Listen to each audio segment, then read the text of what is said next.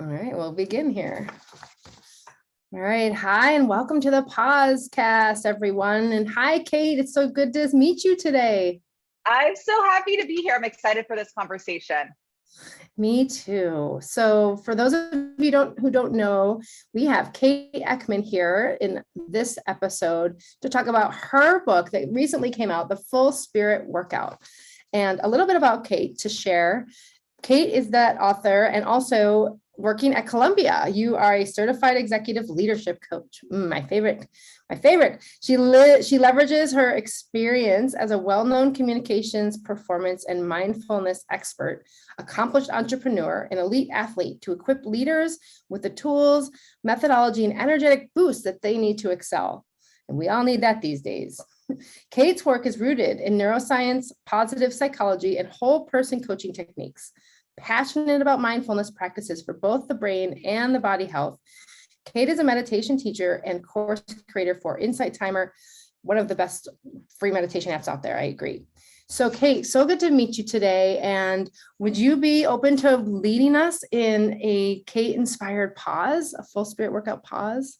Absolutely. Thank you so much for having me. I'm happy to be here and with your beautiful audience, and a pause practice that I created a week or two into our lockdown, March, April of 2020. I found myself staring out the window a lot because, like everyone, I was thinking, what in the hell is going on? And I was living alone. I'm in New York City, and it was scary.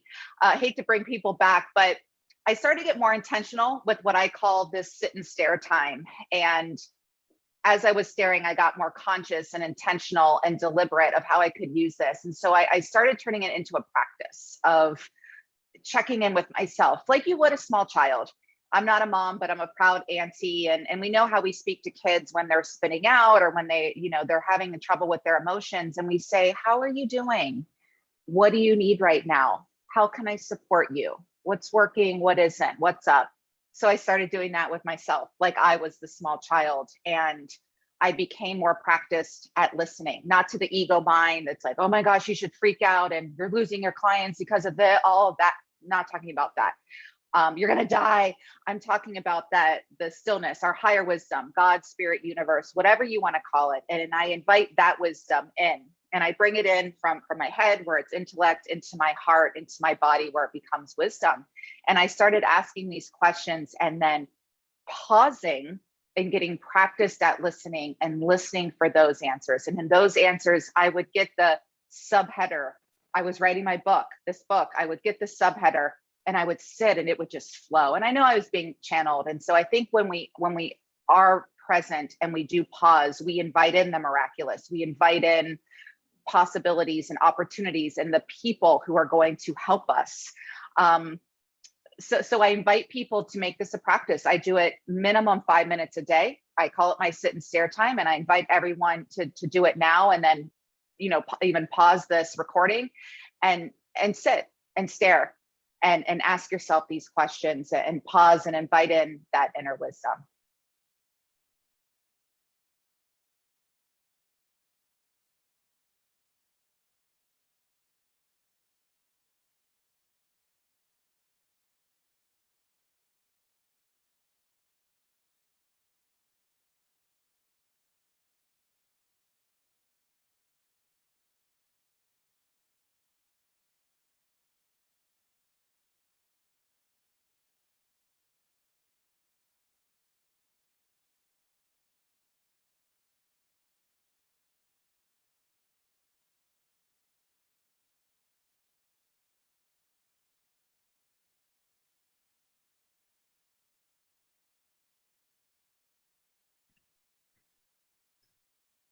Thank you. I keep getting the same message lately. And I feel like it's a message I think a lot of people, especially women, hear. And what I get is I am tired, and the inner wisdom, God, spirit, universe keeps saying, or telling me, inviting me to do less. And that can feel scary and uncomfortable. And you think of all the things that you have to do and want to do. And I'm getting this message loud and clear. And then the message I get behind it is, I don't mean to scare myself or others, but it's kind of like, if you don't take this pause, if you don't take this rest, if you don't take this time, sometimes then, or we get sick or something happens where we are quite literally forced to stop. So I'm listening and I'm practicing, and it's challenging because the phone's blowing up and you're getting all the things and you want to be available and accommodating to people. And I really strongly, I'm feeling, I feel like I'm with someone who's very intuitive, because when I'm talking to someone who's very intuitive, my intuition, it just explodes. And I'm getting this message for a lot of people. And I know that it's not easy. And you say, well, I don't have time to pause: the kids, the job, the money, the spouse, the this, the that, the responsibilities. And for me, I say, I get it, but I don't have time to be irritable. I don't have time to be overwhelmed, exhausted, not care for myself, get sick. So little invitation here for all of us. Yeah. So that's so interesting, because guess what my message was? My message was, and it's so fun because this weekend I led a client retreat, and we worked a lot with our inner child. And when you were sharing about asking yourself like a little child, I'm like, that's what we were working on, because it really is our inner knowing that we're asking, I feel like, and our little girls and our little boys, and so very powerful. So my message is so similar to yours. And there you go. I think you're right. A lot of women are getting this, and men. Mine was rest. So it wasn't pause, but like rest. Wow. I think I do need rest. And then it was like, how can I support you? And it was like, don't do so much, like, take it easy. And that was my word of the day. Every morning I wake up and I have an intention, and it was ease and abundance. And it was like, and I think it was just ease was the first one, and which would be like, take it easy kind of thing. So there you go. We are totally aligned, sister. Wow. And it's funny because I'm in New York City. I have a house elsewhere, but this is a small space. And even when I log into Zoom, I have a little, this is TMI, I feel like, but I have a little teddy bear here at the home, because a coach of mine suggested, when I go off to give these speaking, do these speaking events, give keynotes, she always says, I love that you brought up inner child. She says, make sure to leave your inner child at home.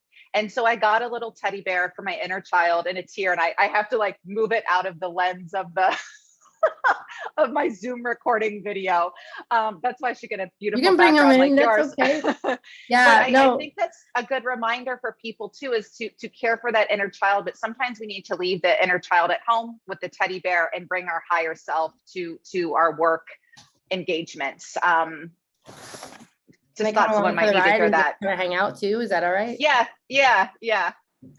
That's awesome. Yeah. Well, that's what we also were working on. And one of the skills I've learned in my own training is, to externalize sometimes is a little easier to talk to ourselves. So having a little bear or a little creature, stuffed animal is really fun and enjoy in a playful way, to engage in a way that might feel a little weird anyway, talking to your inner child. But if you have a stuffed animal, you can just pretend you're little.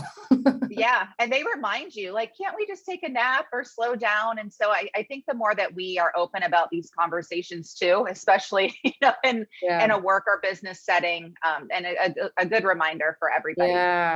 Yeah, that's so great. So thank you for that pause, and tell us a little bit about your story. How, like, you are obviously a very accomplished person. I want to hear about all of this tying together to what led you to today. You were at Columbia, you're an athlete, and it just sounds like a melding of worlds too. Yeah, I was a competitive swimmer for 17 years. It was my life. And after college and the swimming career, I had a very forward-facing career as a professional model, working for some of the biggest names in the fashion industry, as a TV presenter and personality, was the face of several global beauty brands. And as a broadcast journalist, was fortunate enough to interview some of the world's most prominent newsmakers, like President Barack Obama, Angelina Jolie.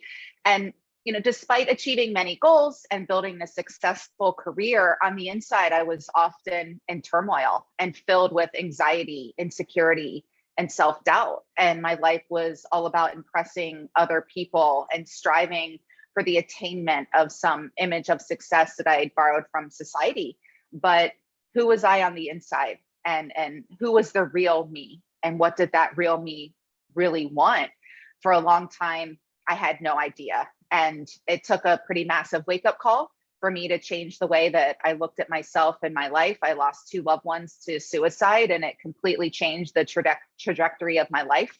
And as an athlete, I knew how hard I had to train my physical muscles. And when I was, in a really dark place, even in a pharmacy, contemplating taking a bottle of medication because I was in so much pain, I realized that this lifestyle was unsustainable and that I needed to come up with the keys for a better way of living. So I went back to school. I studied neuroscience and positive psychology and whole person coaching techniques, and really came up with the keys for a better way of living, not just for myself, but for others. Because quite frankly, when I take a look around, I see and feel how much people are struggling. No one is immune to it. It's part of the human experience that we need to embrace a bit more so that we can be aware and then come up with solutions. So I gave people all of these inner exercises, this inner fitness program to really get fit, strong, and resilient on the inside, because sadly, the chaos, the uncertainty, and sickness of the world around us isn't going anywhere. So it really is up to us to develop that inner confidence and really become the people who can achieve our cherished goals. Everyone's talking about goal achievement. We've all got goals, which is awesome. But I think we're spending so much time focused on the goal rather than becoming the person who can actually achieve the goal. Does that make sense? Yeah, 100%. Totally resonates. Yeah. And then it becomes a distraction almost, and we just forget ourselves. And I really resonate with being that super focused person, because we're all probably, who are listening here in our tribes, we're high achievers, right? We're doing a lot of things, just like we need the rest and need to take it easy. Like, we're getting those messages, but we also can do a lot. So if we aren't really making it intentional, and to me, that's the pause, that's the intentional shift in behavior, then things won't happen. We won't look at ourselves and just say, how am I doing right now? Like, what do I need? How can I support myself? Like you were saying. Yeah. And I think sometimes the tools, it isn't about, everyone's like, oh, the business plan and the business coach, great. But even as we talk right now, I'm kind of like, wow, I could use some coaching around, and I will sit with myself and hear the wisdom, but coaching around, well, how do I reschedule the meeting? How do I say no? I think we need some guidance in terms of like how to say no, how to set even healthier, firmer boundaries with others so that we can really take that time. And that's what the pandemic, I think, is really, really, I would say, forcing all of us to reconsider and to look at, because the old framework doesn't fit the new framework, right? Like, and now it's like, here we are jumping back into the life we think we are leading, or whatever this is, and we are a little out of practice. Yeah. Getting into the meetings or whatever it is, I think. Yeah. And it's exciting to see people and to run around and to get dressed. I mean, in full disclosure, I still have pajama pants on with my nice sweater, but and my slippers. But thank you. But you're right. Like, going out and I'm like, oh, my clothes feel a little tighter. Like, oh, my feet are rejecting heels. Better wear some flats. But I think it's easy does it. Just came forward for me, and I think we need to give ourselves so much more grace and acceptance with where we are. Or I had a friend, a dear friend of mine. She's my longest friend. Our moms were best friends and pregnant at the same time. And she's a stay-at-home mom, hasn't worked outside of the home in 20 years. And I sent her something. Our mothers are in my keynote presentation. I sent her the slide, and she's like, oh, what are you doing? And I was telling her this event I was speaking at. She was like, oh my gosh. And she was just like, here you are, you're doing that. And I'm proud of myself for making homemade granola. And I felt the judgment from her towards herself.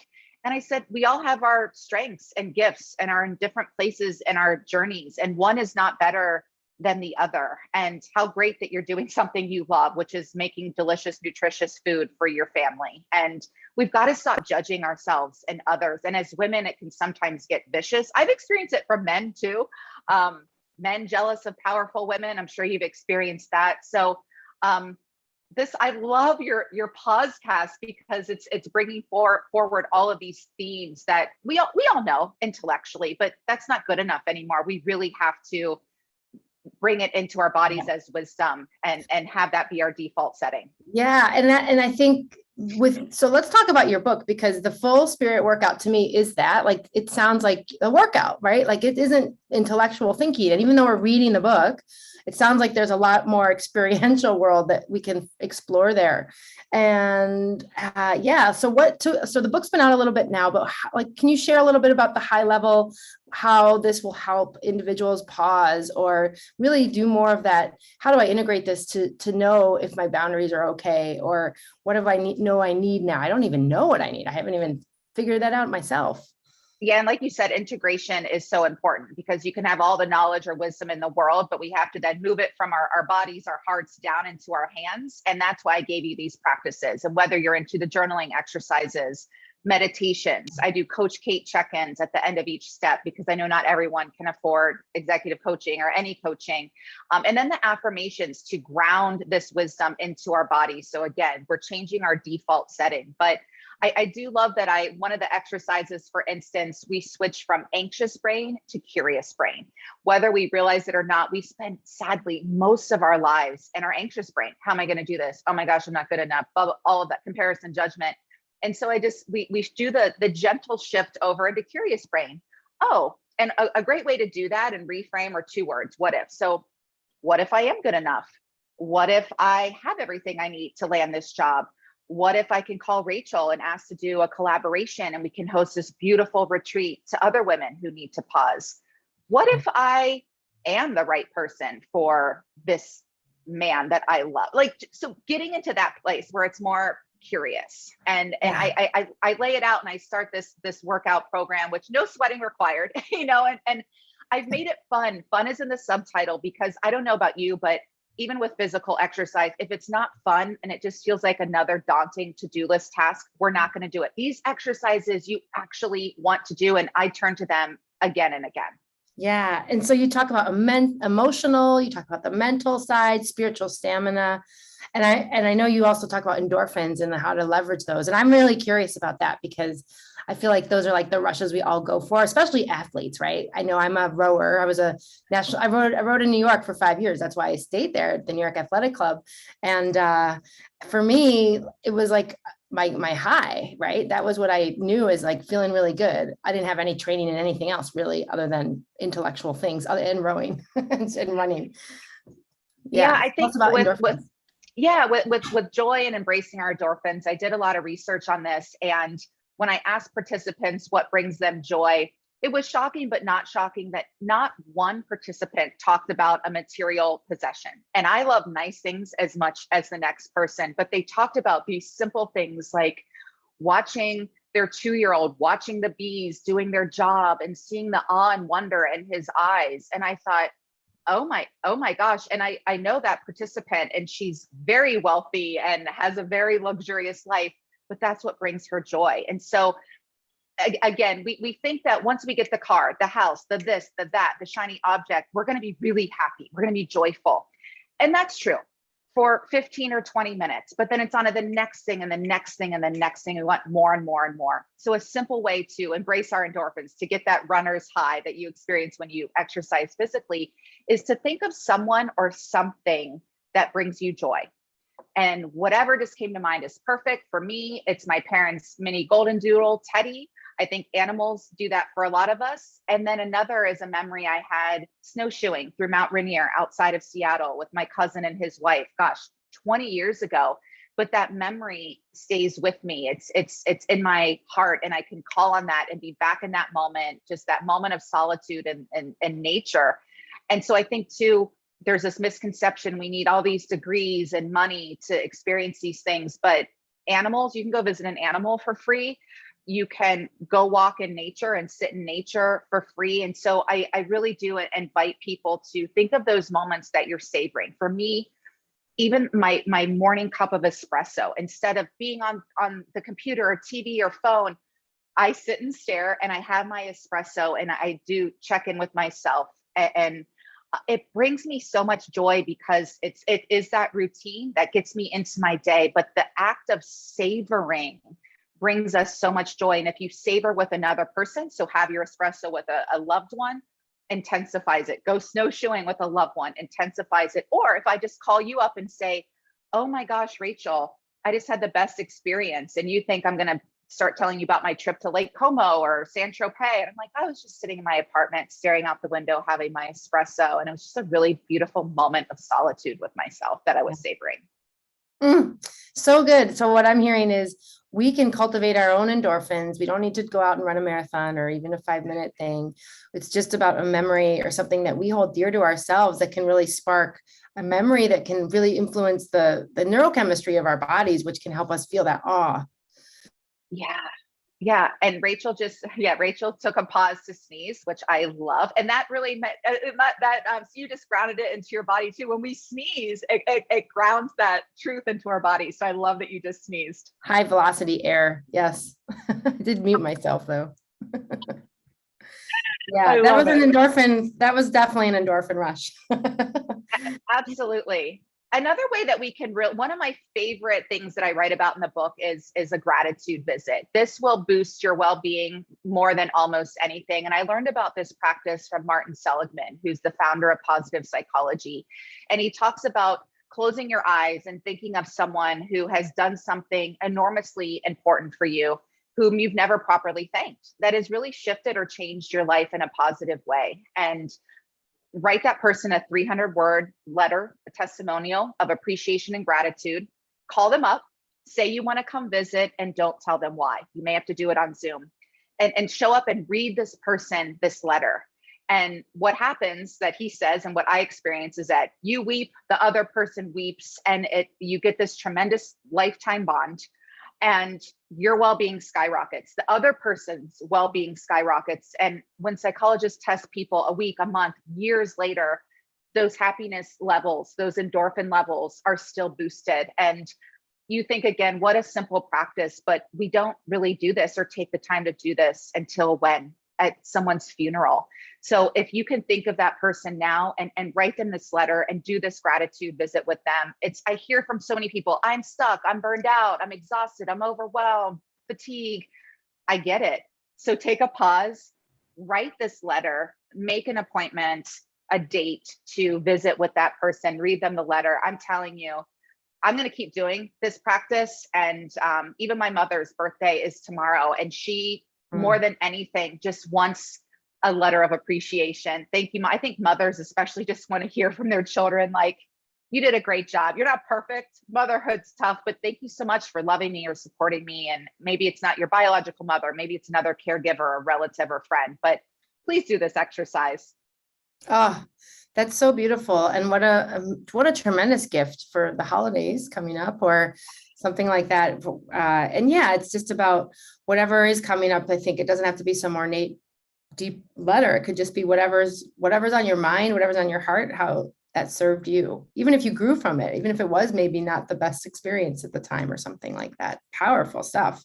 I've heard of that exercise. I've never done it other than people I've known, like in a classroom setting or something like that. I remember we did that at Fordham for like a manager class.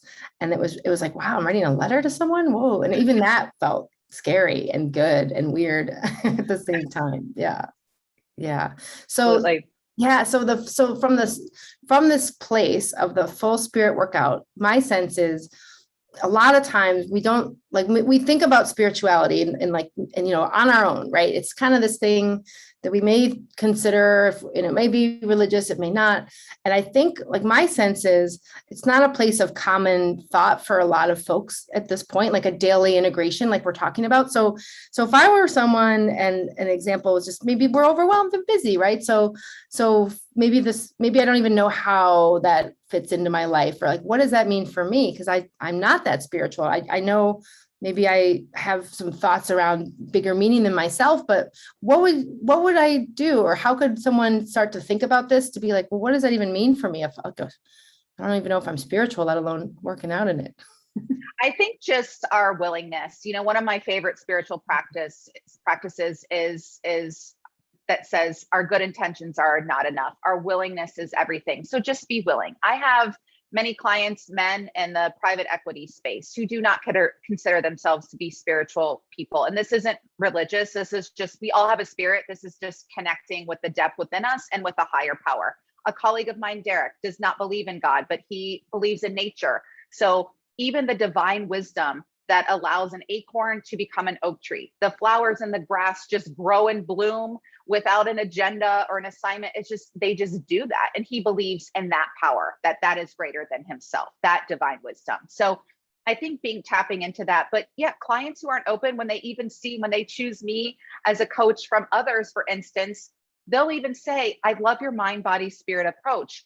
I don't really do that, but I'm open and I'm willing, because I think people at this point are willing for anything that's going to help them perform better, have more confidence, communicate more effectively, have improved relationships with self and others. And so I just say, are you willing? But because I did so many assessments in my training at Columbia, I know we all think differently. So for the L1s, for instance, which are people who are analysts and realists and need data, I put the data in there for people who think like that. People like me who are more into empathy, I put the feeling aspect in it. So it really is something for everybody. That's why I do whole person coaching techniques. It's bringing, everybody is going to relate in some way, and it will just really bring you deeper to yourself and help you find more meaning and fulfillment in your life if you are willing. But it really is something for everybody. These are universal truths and principles and a lot of storytelling. So you will see yourself in my story, because my story is everybody's story. There's different characters and circumstances, but if you are willing,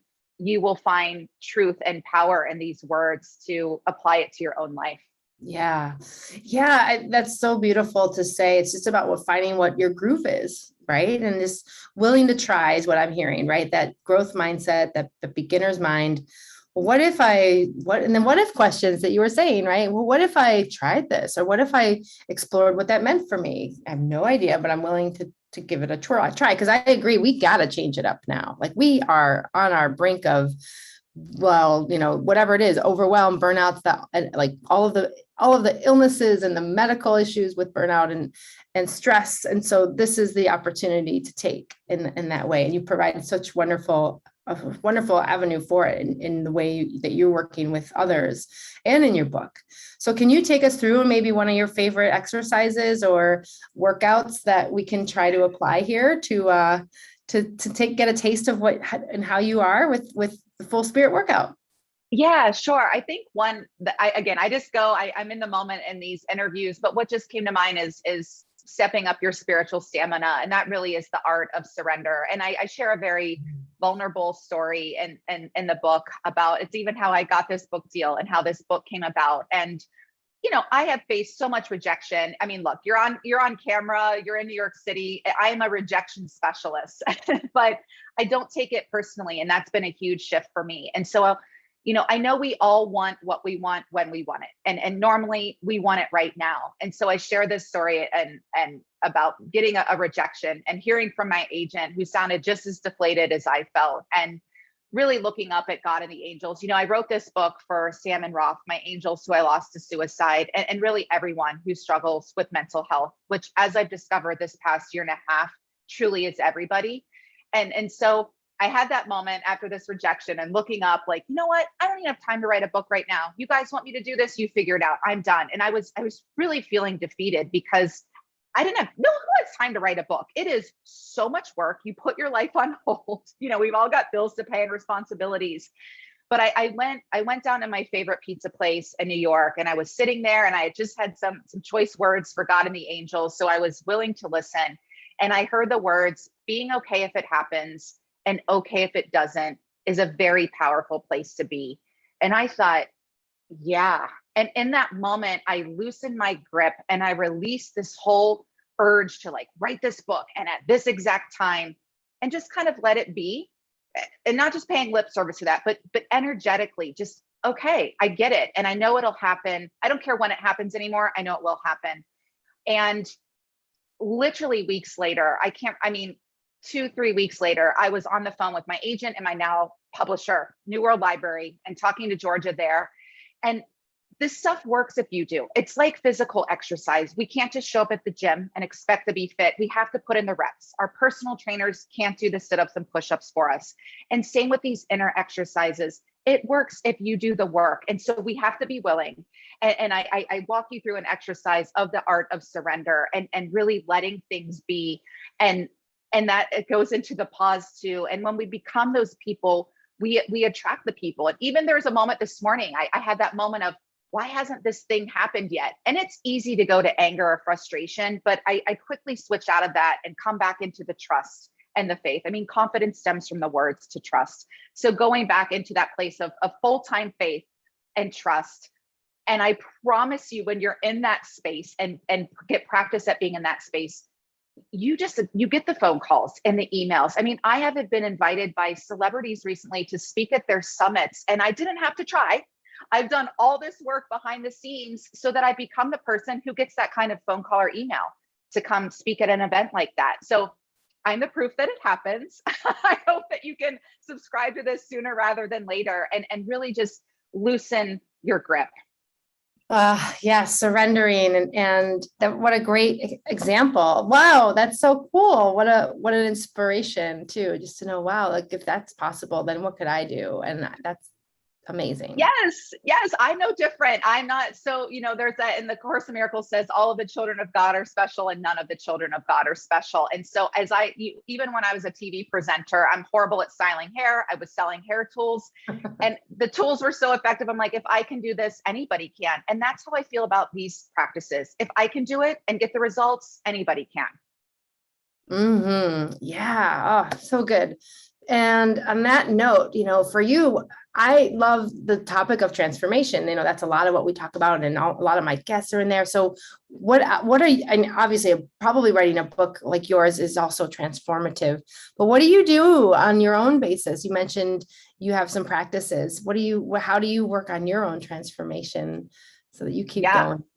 I do all these exercises. It's funny, one day a friend of mine, she texts me, she was at the hair salon reading my book. She said, "Oh my gosh, your book saved me today. I'm going through this, that." She's like, "I was just reading this exercise." And I said, "Oh, me too." And she laughed. She did the laughing emojis. And I said, "I refer to my book all the time." I mean, it's again, I talk about Tom Brady a lot in my speeches because Tom trains harder than anybody, not because he's the worst, but because he's the best. I think there's this misconception that, oh, I've done the work, my life is good. We need to keep maintaining. You don't get the six-pack abs, which I've never had, and stop exercising. You have to keep, especially then, you got to exercise even more. So I think it's just the consistency, and I think it's having fun with it and getting a group together, people that if you're having an off moment, being able to, Rachel, I am really spinning out today, and having people to remind you of the truth and who you are. And it's okay to have those very human moments and take a pause and take a time out. But I think for me, meditation, certainly, and we all talk about that, but my sit and stare practice is a non-negotiable every day. I mean, sleep is a spiritual practice. I have my home set up for optimal rest and sleep.